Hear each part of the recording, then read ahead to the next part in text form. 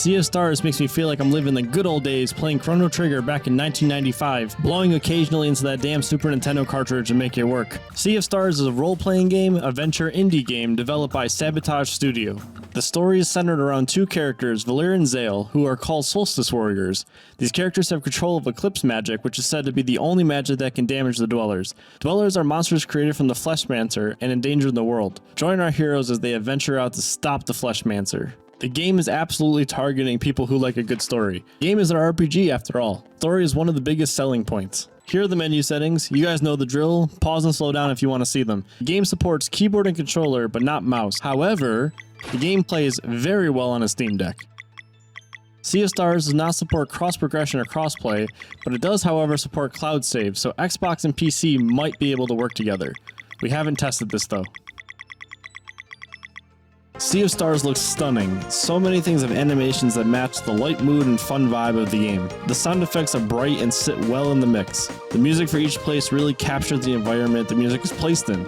Really well done team on the graphics, sound effects, and music. There are no voiceovers in the game that I'm aware of. Here are the system requirements to run the game. As you can see, you can probably use electricity from lemons to run this. In the sense, Sea of Stars' game flow is like a typical JRPG, where you have a main story, go place to place progressing the main story, and along the way have tons of NPCs with dialogue and some side quests sprinkled throughout. But like most RPGs, this game does suffer slightly from a slow start, but quickly ramps up the speed with storytelling and gameplay. The movement is really well done. There is not only cardinal directional movement, but also diagonal movement, and more importantly is the verticality, where you can climb, swim, tightrope, and even get blasted away by a water jet. I mean, look at this movement. It's like we're playing Assassin's Creed. And we get loot in the process. Now only if there was a hay bale.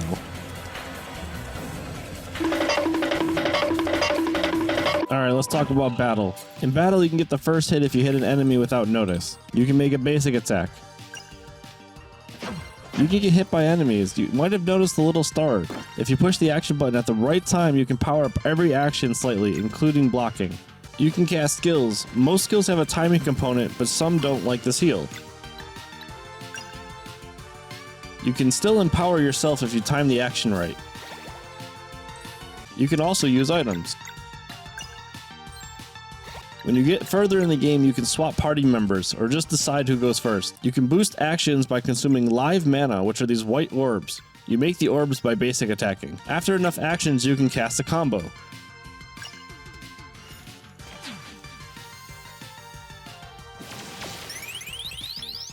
After enough combos, you can cast an ultimate.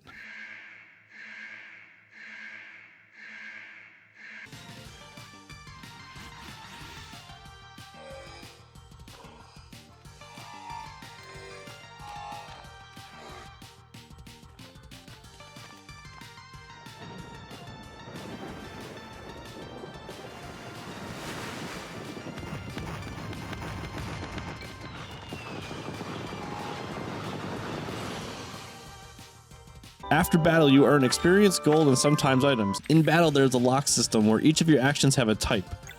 When certain enemies start casting a skill, sometimes you will have a chance to break the lock by performing enough actions of a certain type before an enemy's turn. If you break them all, you can stop the cast, and even if you break some, you will lower the power of the cast. After enough experience is earned, you can level up. Leveling up increases your stats and allows you to select one of 4 extra stats to increase by. Experience is shared between the party and each character levels up at the same time.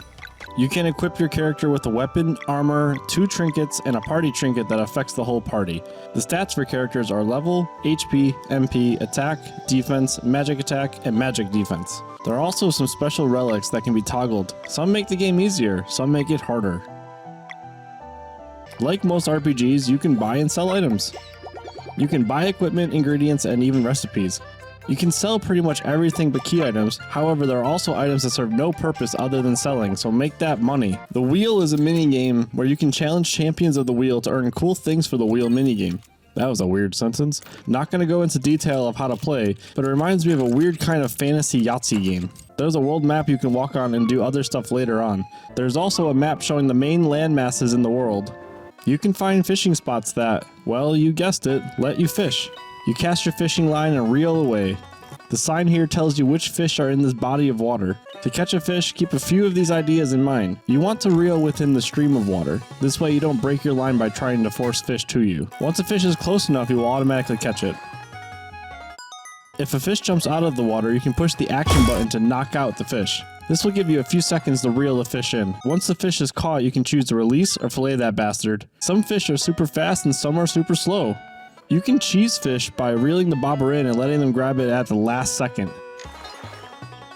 Fishing spots respawn by leaving and coming back into the area.